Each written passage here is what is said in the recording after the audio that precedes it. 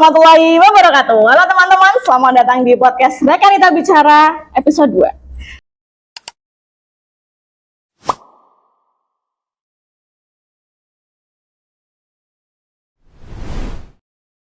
Jadi pada podcast Rekanita Bicara kali ini mungkin disclaimer dulu ya teman-teman, barangkali kalian ada yang menyaksikan podcast Rekanita Bicara episode 1. Pada kali ini kita akan membawakan acara ini dengan suasana, dengan cara yang sedikit berbeda, jadi tolong dimaklumi. Nah, kali ini di podcast Rekanita Bicara episode 2, kita selama beberapa menit ke depan kita akan ngobrol santai, tapi tentunya di akhir acara akan ada beberapa hal yang bisa kita renungkan bersama dan kita ambil manfaatnya. Ya, kali ini bersama saya Wiwit Fitriani dari Departemen Organisasi PCI PPNU Kabupaten Kendal dan sahabat saya tercinta Zidna Zulfa Fikrika dari Departemen Kaderisasi PCI PPNU Kabupaten Kendal. Ya, kali ini kita akan ngobrol apa? Rekanita Fika. Ya, sedikit banyak harusnya podcast ini banyak ilmu, banyak manfaat. Tapi nggak tahu nantinya kita jadi seperti apa. Tapi yang jelas ada manfaatnya teman-teman sekalian, rekan-rekan kita sekalian ya, semoga. Pasti ada. Tapi kalian cari sendiri bagian mana. Iya, seperti itu. silakan direnungkan sendiri. Renungkan masing-masing. Iya, sesuai dengan posisi kita di PC PPNU Kabupaten Kendal. Saya di Departemen Organisasi, Rekanita Fika di Departemen Kaderisasi. Tentunya pembahasan kita pada acara kali ini akan banyak mengulas, akan banyak mengobrolkan terkait dengan organisasi dan kaderisasi. Kita tuh sering dengar ya, Rekanita Fika. Aku lebih senang nyebut kamu ini sih. Aku punya panggilan sayang teman-teman untuk Rekanita Fika ya. Saya tuh lebih suka manggil dia Umi. Kenapa kok saya manggil dia Umi? Kalau diceritakan panjang sekali 3 jam tidak cukup sepertinya. Jadi nanti saya jelaskan di kesempatan berikutnya. Oke Umi, gini. Kita tuh pasti sering dengar ya, kalau departemen atau divisi organisasi dan kaderisasi itu merupakan jantungnya dari sebuah organisasi. Tapi masih banyak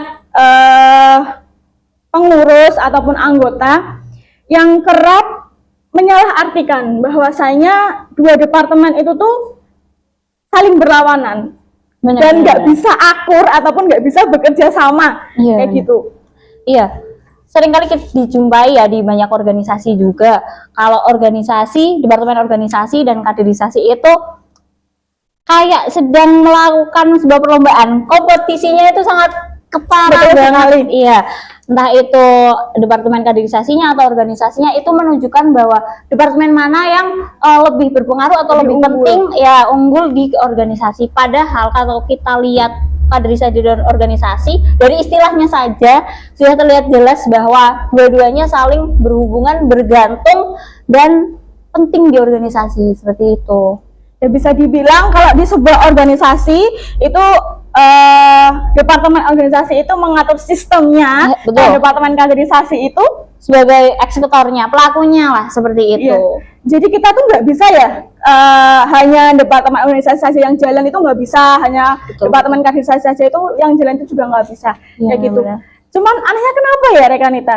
Masih banyak yang berpikiran kalau dua departemen itu tuh berlawanan ataupun nggak bisa akur. Padahal nyatanya kayak kita aja nih, aku dari organisasi, Umi dari kaderisasi. Nyatanya kita kan bisa gini banget kita banget loh. Kayak gini loh. Berarti bisa disimpulkan lah Mbak Wiwit senior saya.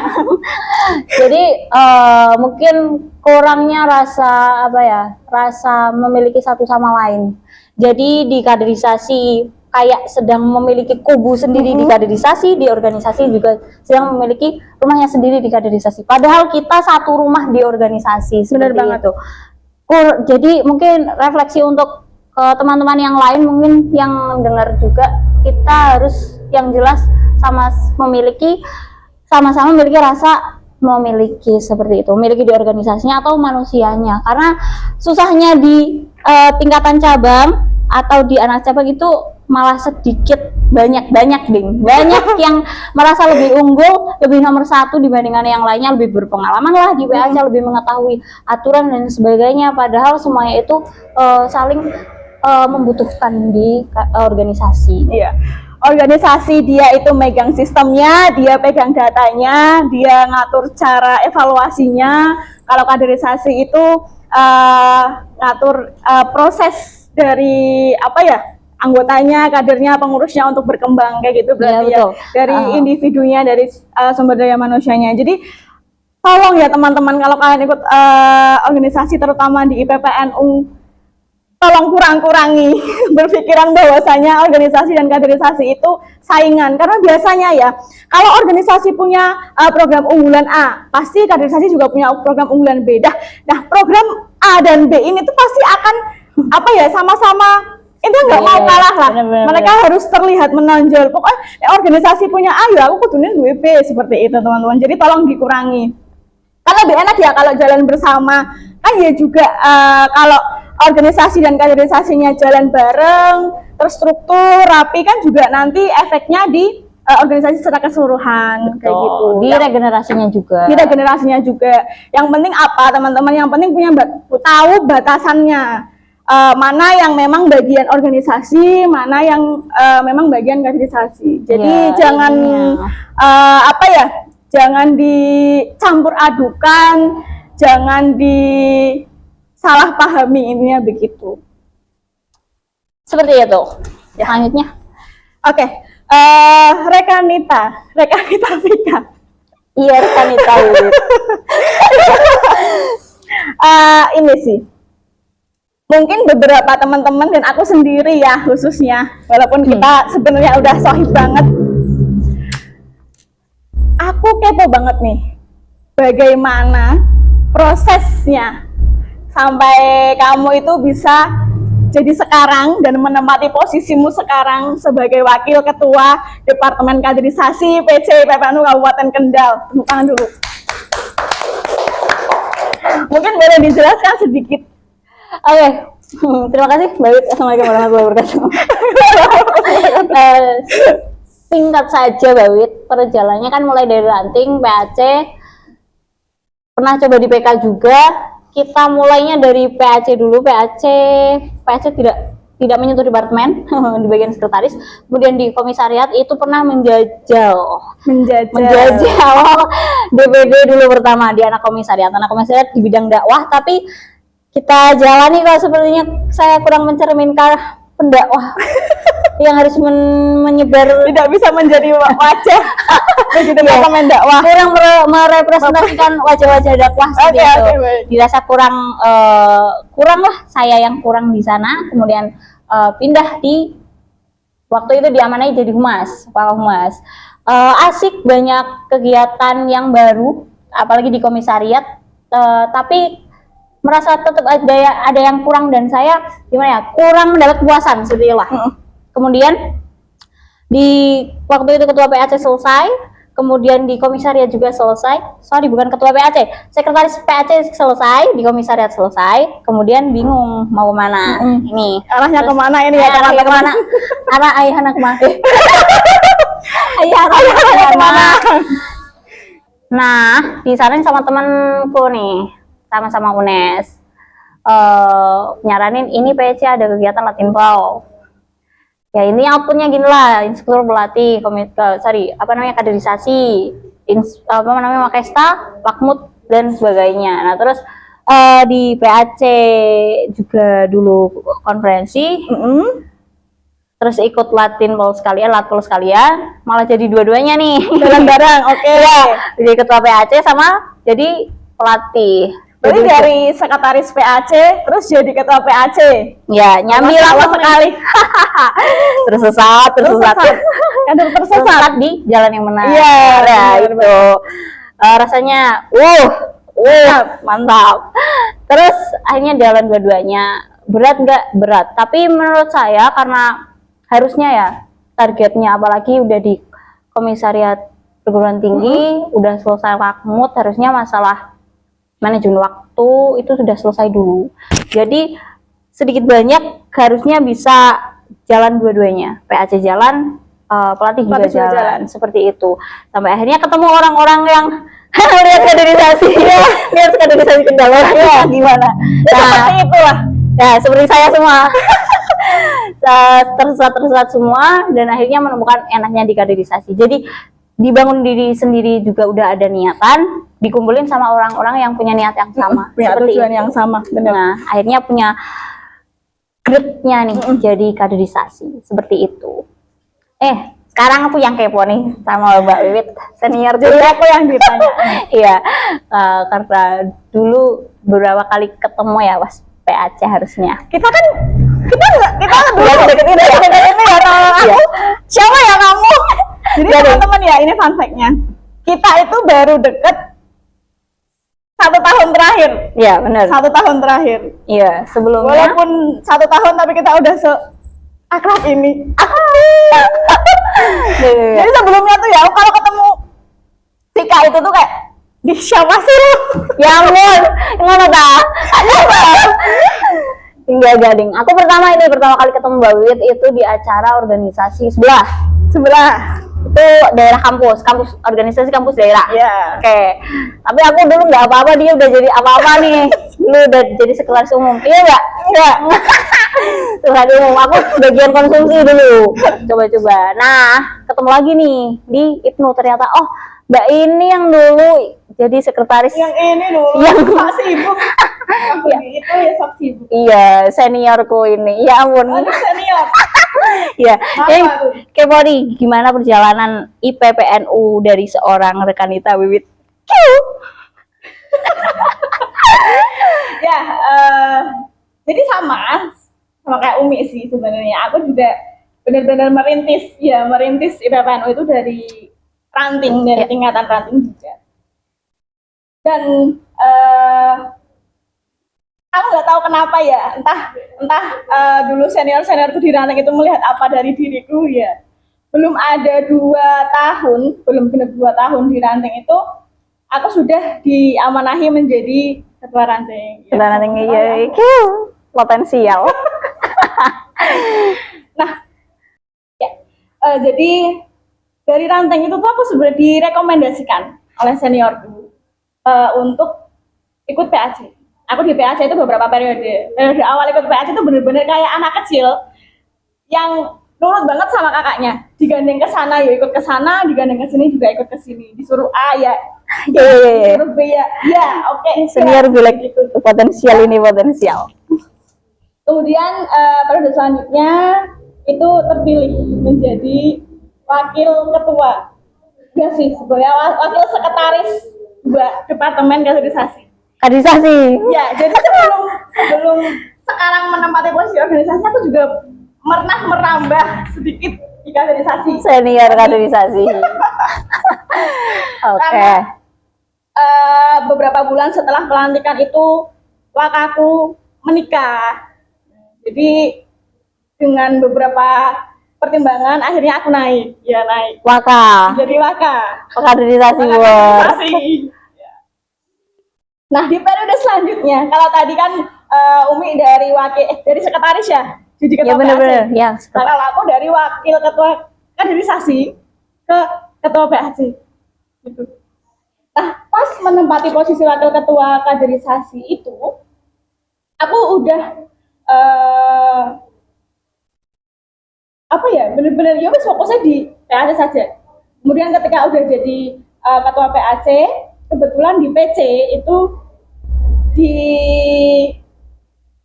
Ajak apa ya, juga ada ini. beberapa yang mungkin ada katanya ada yang merekomendasikan dan Sebenarnya aku tahu itu. ditawari juga untuk posisi wakil sekretaris Departemen Organisasi. Jadi itu awal mula kenapa aku bisa masuk organisasi. Jadi kan waktu itu sebenarnya sempat agak gunjang ganjing, bukan gunjang ganjing sih, akunya sih yang benar-benar harus struggle membagi waktu dan pikiran antara ketua PAC dan wakil sekretaris departemen. Iya, benar-benar. Tapi alhamdulillahnya dulu wakaku di departemen organisasi itu sangat gacor. Gacor. Pembina kita tercinta. Iya. Jadi cukup terbantu juga dan cukup banyak belajar. Nah, kemudian setelah demis dari ketua PAC, sebenarnya udah nggak mau lanjut lagi di PC juga.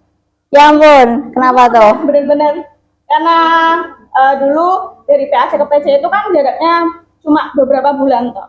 Udah bener-bener kepikiran bahwasanya ya wes demis di PAC juga demis Demis di PC. Tidak lanjut dimanapun, fokus dengan hidup sendiri saja. Seperti itu. Cuman ada beberapa hal yang nggak bisa aku ceritakan di sini. Ya ampun, sebenarnya aku tahu. Enggak. Akhirnya dengan beberapa pertimbangan melanjutkan kembali di PC, di posisi, di jabatan, Iya, ya ampun.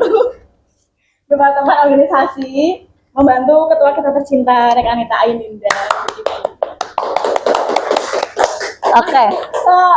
Pendek cerita. Jadi sebelum aku ke organisasi sebenarnya aku juga udah terempet dikit-dikit ke kaderisasi. Cuma Ya, memang ternyata setelah aku telusuri juga aku memang bukan di kaderisasi sih. Aku lebih suka di organisasi. Aku lebih suka mengatur data. Aku lebih suka melihat data itu. Aku lebih suka melihat sistemnya. Aku lebih suka bukan Lapangan banget nih. Iya, bukan lapangan banget. Ya walaupun Oke. salah kalau untuk di lapangan, cuma memang tidak pro Umi. Enggak, Deng, bukan masalah pro. Letak kenyamanannya. Iya benar. Bener-bener. Ya, kalau dari ceritanya nih, yang bisa, ya kan kita juga di organisasi ini nggak sebentar sih, untuk usia kita kan udah nggak sebentar, udah lama, udah harusnya udah bosen banget sama organisasi ini. Apalagi dari ranting. PAC, PC, udah periode-periode yang nggak bisa kita sebutin ya, karena itu jelas bertentangan sama PDWRT. Nggak apa-apa, karena atasan kita juga begitu. Oke, apa sih yang membuat seorang Mbak Wit bisa bertahan setelah banyak sekali masalah di organisasi? Tidak hanya masalah organisasi, Mbak, bukan masalah orang-orangnya juga, kita juga punya masalah pribadi, entah itu keluarga lah, pekerjaan lah, kuliah lah, dan sebagainya. Apa sih yang membuat Mbak Wiwit bisa bertahan di organisasi yang comelnya seperti ketua kita? Iya, betul. Hoax. Apa sih, Mbak? Jadi di awal rencana kehidupanku Nikah? Oh, enggak. jangan nikah dulu, kita masih kecil. Iya, masih 20 tahun. Tidak pernah kepikiran untuk ikut IPPNU. Dulu itu aku lebih suka ikut kegiatan di sekolah. Aku memandang IPPNU sebelah mata. Ya ampun. Cuman karena itu aku diajak oleh seniorku ketika di ranting, kemudian aku ikut IPPNU di tingkatan ranting. Ternyata aku menemukan sesuatu yang tidak aku temukan di organisasi sekolah. Apa itu? Apa ya? Aku.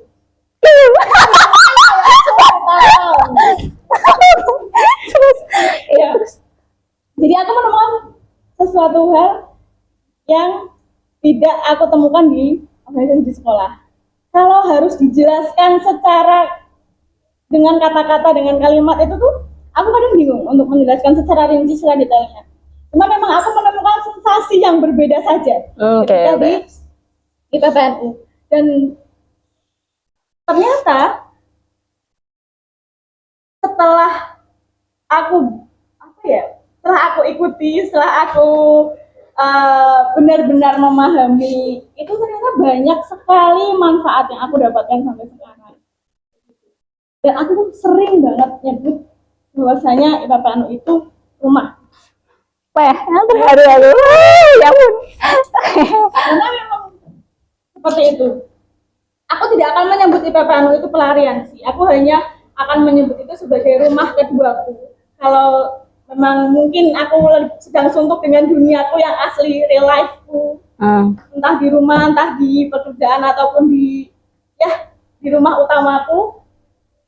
Aku pasti akan menuju ke rumah keduaku ini.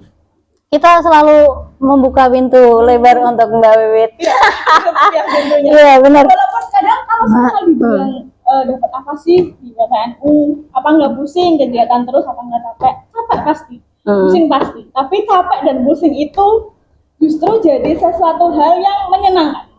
Iya benar-benar. Dan banyak sekali manfaatnya untukku sampai saat ini, banyak yang aku dapatkan dan banyak sangat membantu hidupku lah. Jadi makanya aku tetap bertahan sampai sekarang dan nyaman juga Ya, dengan orang-orang di dalamnya. Kalau Umi sendiri, Ya ampun. kenapa? Kan dari ranting, kemudian PAC, komisariat juga. Iya.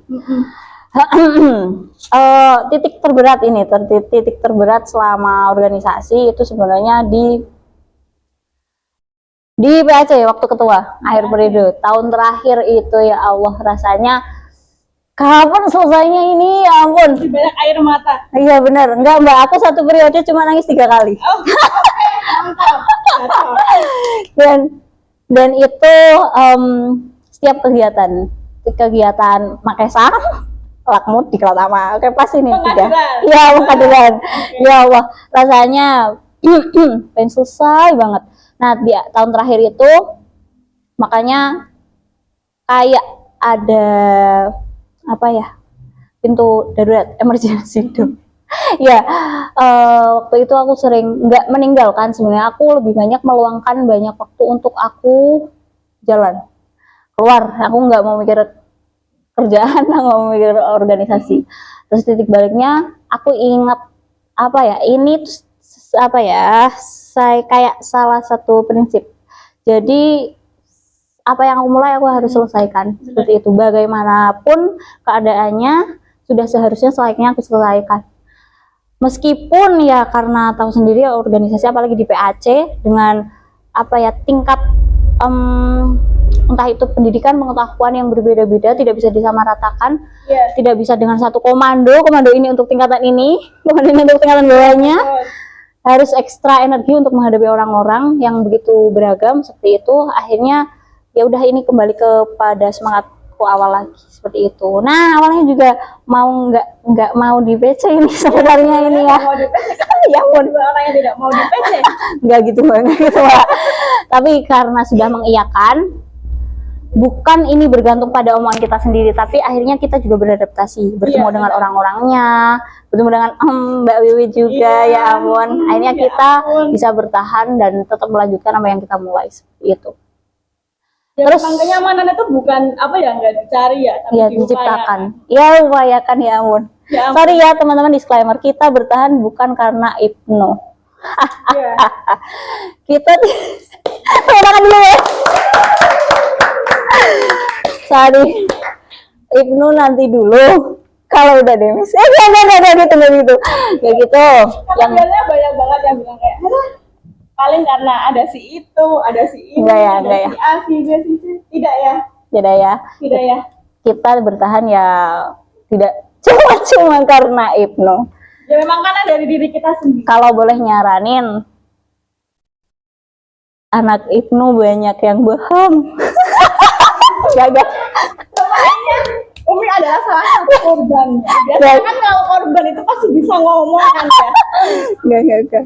Ya bisa diinget ya kalau kita ada apa namanya manifest Ibnu itu itu mesti banyak yang curhat. Enggak teman-teman, Ibnu baik, IPPNU baik. Ibnu baik, IPPNU baik. Tidak ada yang tidak baik. Mohon nanti bayarannya di belakang. Oke, lanjut. Internal banget. Oke. Lanjut. Iya. Kemudian nih, kalau melihat tadi kan karena kebetulan disinggung juga sama Umi terkait Ibnu gitu ya. Kita tuh memang dua organisasi yang sering jalan bareng. Tapi Betul. seyogyanya, senyatanya kita adalah dua organisasi yang punya rumah sendiri-sendiri, punya peraturan sendiri-sendiri. Kalau cuman ya anehnya kenapa banyak orang yang masih memandang kita itu tuh sebelah mata kan. Padahal sebenarnya kan IPPNU juga bisa ya tanpa itu. Tapi kadang tuh banyak banget yang bilang kalau IPPNU itu banyak bergantung sama, Hipno. menurut kamu gimana? Eh, ini ya dari dulu banget sih. Yang jelas semuanya kan baik-baik saja, tidak ada masalah kalau semuanya berjalan dengan semestinya. Tapi aturan itu sudah umumnya dilanggar seperti itu. Iya. Bahkan ada yang sempat bilang kalau peraturan itu ya diciptakan untuk Dilanggar. Stres. setelah itu tidak bisa dipungkiri bahwa kalau kita melihat di ranting di PAC, karena ini kita bahasanya di daerah ya, jadi tidak bisa disamakan, masih beda sama organisasi kampus seperti itu. Karena kita anaknya itu bahkan ada yang sampai SD, SMP, SMA seperti itu. Kalau kita lihat realnya, memang di lapangan di ranting itu banyak apa ya namanya, pentolannya itu dari Hipno. Memang kalau realnya itu yang ngemong kita malah senior kebanyakan dari Hipno, karena IPP itu kebanyakan dipotong sama nikah, pernikahan seperti itu. Fokus di suami dan anak-anaknya, bukan anak organisasi seperti itu. Anak-anaknya sendiri. Kalau di tingkatan Makesta harusnya tidak apa-apa, tapi kalau di Lakmut karena sudah jadi kader, tanggung jawabnya bukan tentang dirinya sendiri tapi orang lain juga, harusnya sudah mulai dikurangi masalah ketergantungan dengan Hipno itu sendiri seperti itu. Apalagi Lakmut tingkatnya PAC harusnya tidak hanya dirinya sendiri tapi juga menyebarkan di orang lain bahwa IPPNU itu juga bisa sendiri kok, tanpa Hipno kegiatannya bisa sendiri kok, manusianya juga bisa kuat. Tapi ini bahasan tambahan Mbak Wit. Kalau memang sedikit ya yang saya temui, memang kalau IPPNU memang IPPNU karena dia perempuan ya, ini sedikit lebih ini nggak bisa nih, ini udah bilang nggak bisa dulu padahal belum coba. Harusnya gimana nih Mbak Wit sebagai salah satunya sebagai pimpinan atasan atau mungkin orang yang lebih paham bagaimana cara, nggak secara langsung pun, bagaimana menyebarkan mendakwahkan bahwa IPPN itu memang seharusnya bisa melakukan sendiri atau bisa kuat kok seperti itu. Sebenarnya kalau mau kalau aku sendiri ya ditanya terkait gimana caranya biar IPPNU tidak seperti yang tadi kamu bilang gitu ya Mi, itu cukup sulit sih aku jujur menjawabnya, karena mau bagaimanapun statement bahwasanya perempuan lebih lemah dibanding laki-laki itu selalu ada di masyarakat kita, terutama orang-orang Jawa ya. Walaupun kita sudah sering menggaungkan emansipasi wanita, cuman memang di beberapa masyarakat statement itu tuh masih melekat, dan di pengurus kita, anggota kita IPPNU itu juga sama seperti itu. Banyak yang masih berpikiran bahwasanya bagian-bagian berat, bagian-bagian angkat-angkat, bagian pasang-pasang itu tugasnya IPNU. Bagian IPPNU itu mungkin bagian administrasinya, bagian konsumsinya, kayak gitu. Masih banyak kok anggota kita, pengurus kita yang masih berpikiran seperti itu. Jadi memang kalau mau merubah statement itu, mau mengubah pola pikir itu tuh susah. Iya. Gitu. Jadi yang memang cara paling sederhana ya memang dari diri kita sendiri sih. Iya benar-benar. Kayak gitu. Oke, kalau tambahan ini dari orang lain kayaknya bisa lah dari memperlakukan ngomong nanti biar jadi habit mereka. Contohnya nyata ini kita kasih tahu teman-teman, ini media kita, media IPPNU sendiri tanpa bantuan Hipno. Itu salah satu contoh ini yang udah jadi ya teman-teman. Kita bisa kok ngoperatori sendiri tuh bisa kok, entah dari itu gimana caranya. Dari mulai nyeting lampu, nyeting tempat, angkat kursi, angkat meja, kita semuanya bisa. Jadi bisa lah, maksudnya nggak harus selalu melulu tentang Hipno. Nanti kita tergantungan. Oke, langsung bahasan selanjutnya Mbak Wit. Bentar, ini perlu digarisbawahi dulu ya. Kita itu nggak pernah tidak melarang untuk IPPNU berkegiatan bersama atau berjalan bersama Hipno, itu nggak apa-apa. kalau mau kolaborasi juga nggak apa-apa, karena kebetulan kan kegiatan IPNU IPPN itu hampir mirip ya. Apalagi terutama kaderisasi. Kita tidak melarang itu, hanya saja kalau memang IPPNU itu punya kegiatan sendiri dan ingin melaksanakan kegiatan sendiri itu jauh lebih bagus kayak gitu. Jadi seperti slogan dari IPPNU Kendal, PCIPMN Kabupaten Kendal saat ini itu kan IPPNU berdaya. Jadi harapannya slogan itu tidak hanya sekedar slogan saja, tidak hanya sekedar tulisan saja, tapi memang benar-benar bisa kita realisasikan baik di tingkatan cabang, anak cabang maupun di tingkatan ranting. Gitu. Ya, Mbak. Selanjutnya nih, kira-kira tantangan dari organisasi sendiri, balik di bahasan pertama organisasi dan kaderisasi. Untuk tantangan organisasi sendiri kiranya apa, Mbak? Ya, kalau kita ngomongin organisasi itu kan pasti nggak jauh-jauh dari sistem data, gitu ya. Yang masih sering kita jumpai adalah perbedaan antara data yang kita punya dengan fakta di lapangannya. Dan di PC Kabupaten Kendal pun saya menyadari bahwasanya itu masih menjadi sesuatu hal yang perlu dicari solusi dan itu masih menjadi PR terbesarku kayak gitu. Ini contoh nyatanya aja ya. Dari data surat pengesahan. Kita kan nyimpen semua surat pengesahan ya dari tingkatan ranting dan anak cabang kayak gitu. Nah, yang masih menjadi PR untuk kita cari solusi bersama, untuk aku ya khususnya itu adalah tentang ada ranting yang surat pengesahannya aktif, tapi ternyata di lapangannya itu rantingnya sudah mulai vakum atau mungkin tidak pernah mengadakan kegiatan, bahkan pengurus hariannya pun tidak pernah kumpul atau bertemu kayak gitu. Tapi di satu sisi ada juga ranting yang sangat-sangat aktif, masih sering berkegiatan, namun surat pengesahannya sudah tidak aktif. Kayak ini dong, melewati kayak ini atasan kita. Enggak. Terus lanjut, maaf, punten.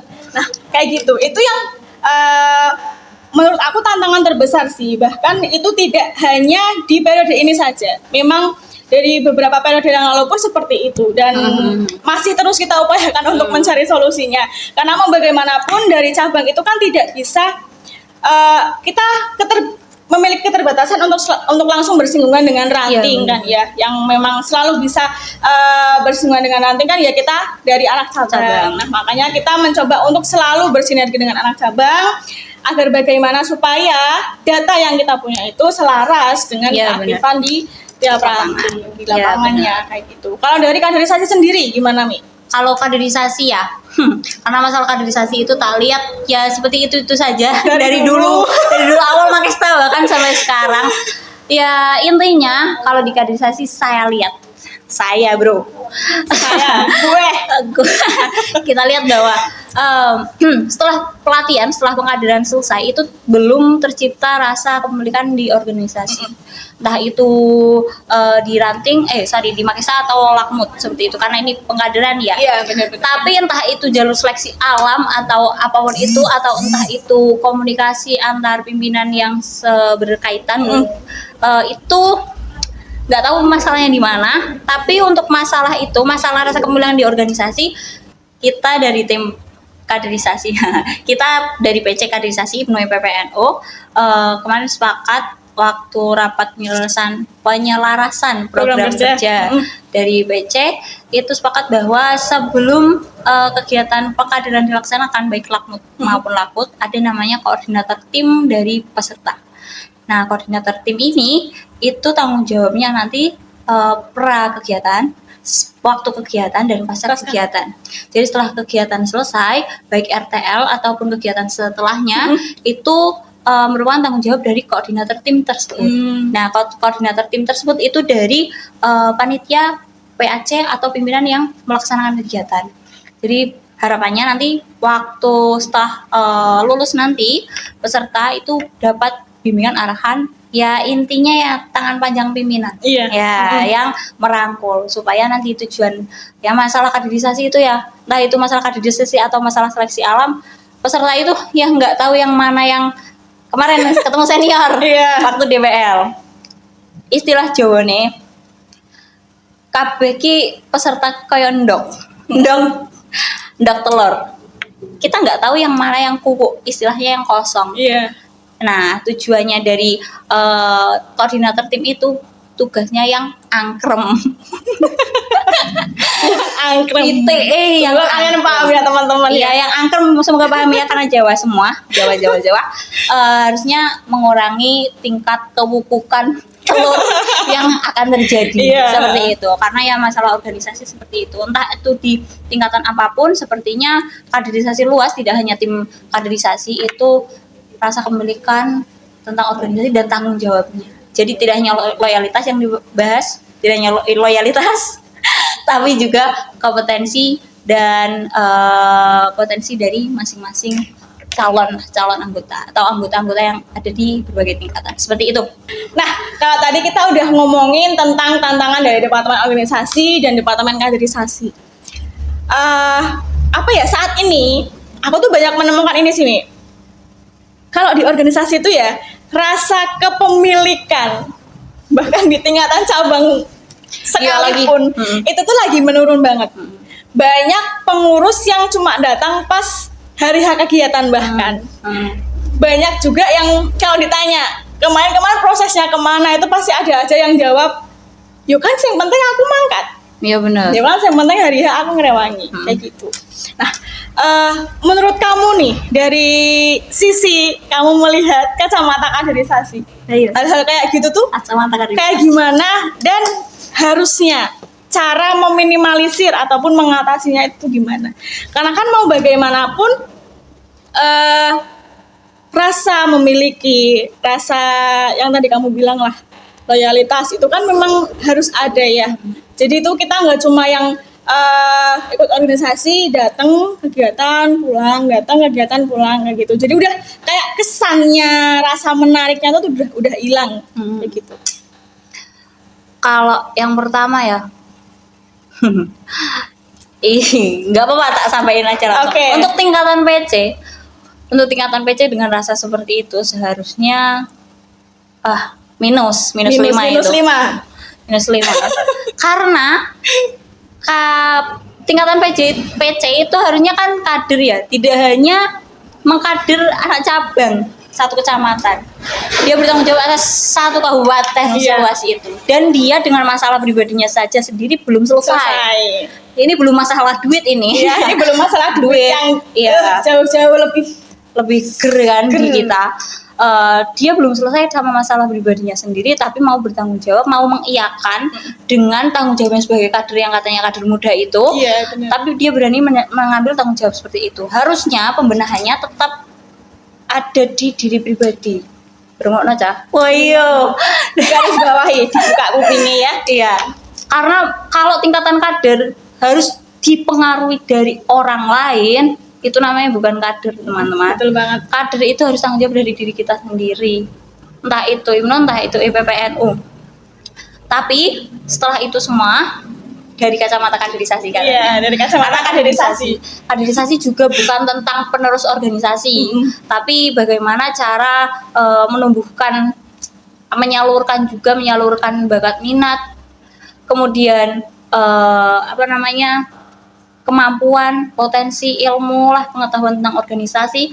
Karena ini seru dan menarik sekali, menarik bagi saya, menarik perhatian saya, bahwa apa yang disampaikan oleh Khairul Anwar dari Ketua Kaderisasi PP IPNU 2019-2022 menyampaikan bahwa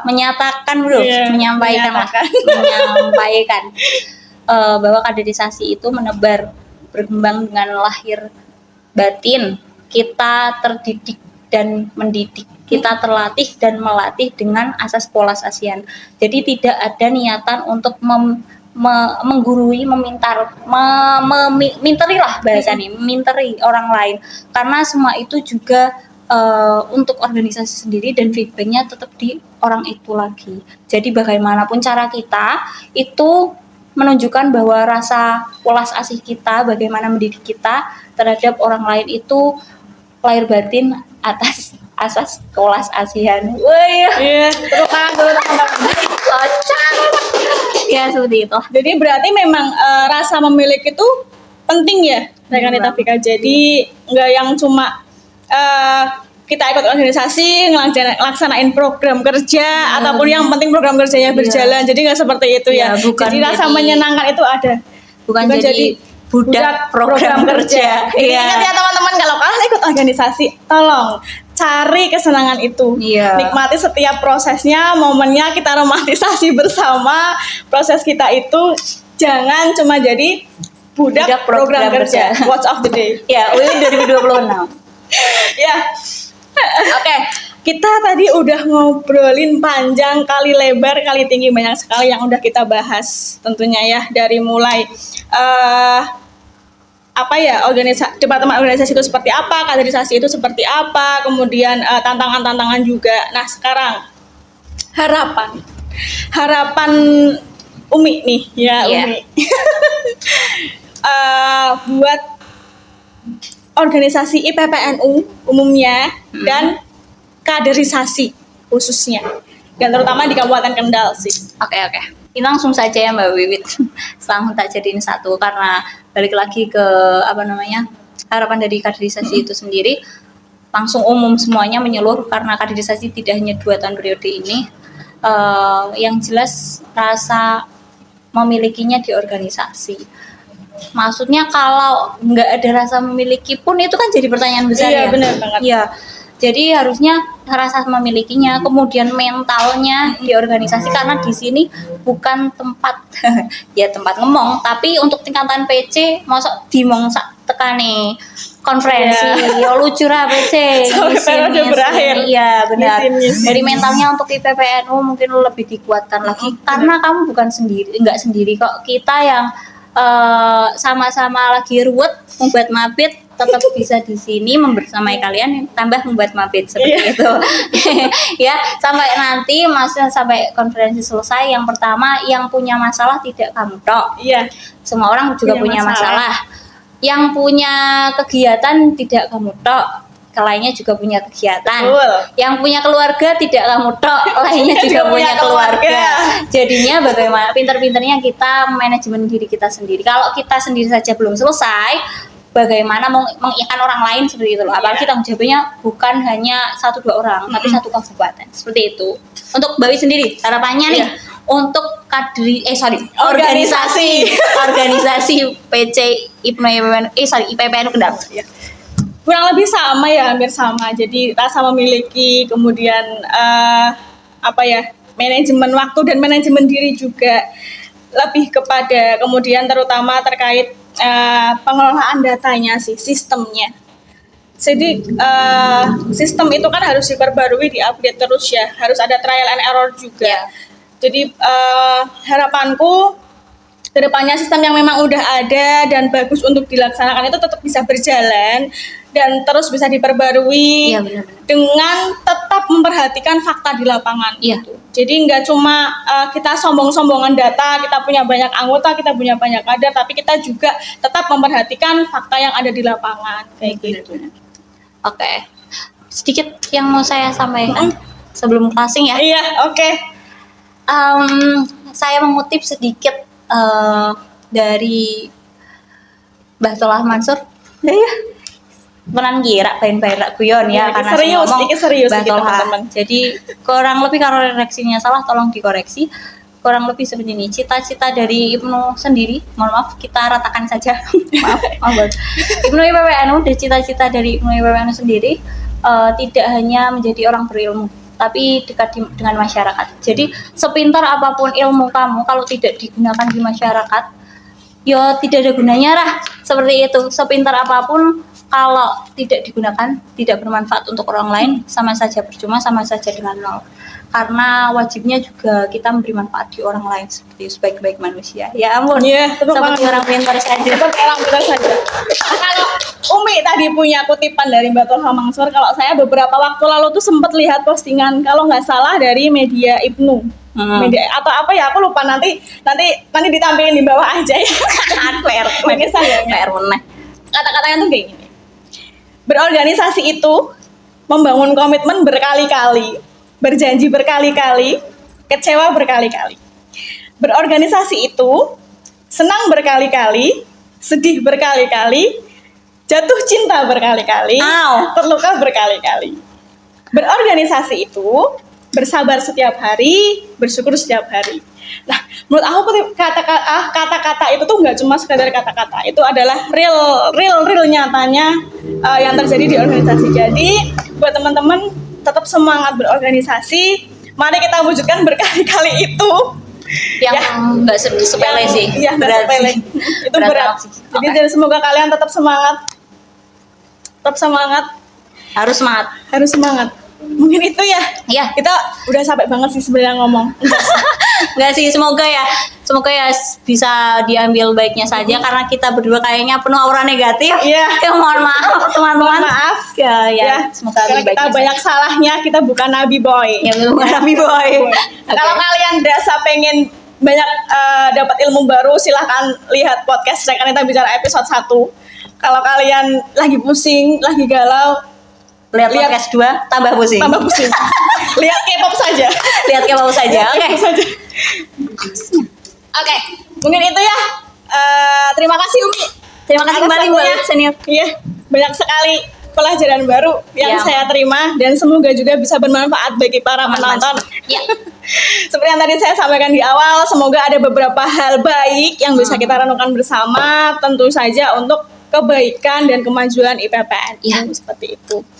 Ya, sampai jumpa di podcast Rekanita Bicara episode 3, tentunya dengan narasumber ya, Yang lebih gacor. yang lebih gacor Dari kita. dari kita. Asik. Emang Oke. ada. Iya enggak tahu enggak jangan gitu dong. Ya ampun, sama Oke. sekali. Maaf teman-teman, sekali Ya. lagi maaf ya. Oke. Kita banyak kurangnya. Semoga kita bisa bertemu lagi.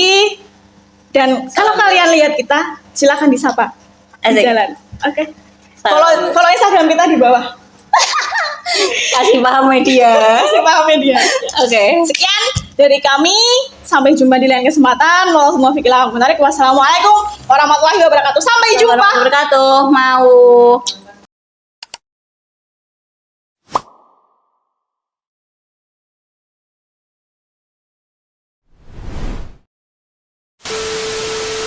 tambahan lagu buat Mbak Wiwit yang lagi kelaran. Song of the day. Of the day. Ya ampun. Terus gue ngapa aku ngancani selama iki yen akhire kowe milih lali ning mantan. Ya ampun. Ya ampun kan Ya kalah ampun. pindo pisan. Sekomangan Semuanya. nurut dawane dalan tak turuti berharap bisa duweni wis tak korban ke waktuku ise wae kalah karo mantanmu. Ya ampun. Sakedene rasalan usahamu nggo aku ra iso ngenteni dene ning atiku. Ya ampun Kang, ngapurane sayangku sing menang tetep masa laluku. Ya ampun. Ya ampun. Sing Kalah iki dua sing menang. kali. Ya ampun, kalah Sing dua menang kali. sing biyen mosok saiki. Ya ampun Kang. Ya ampun, Kang.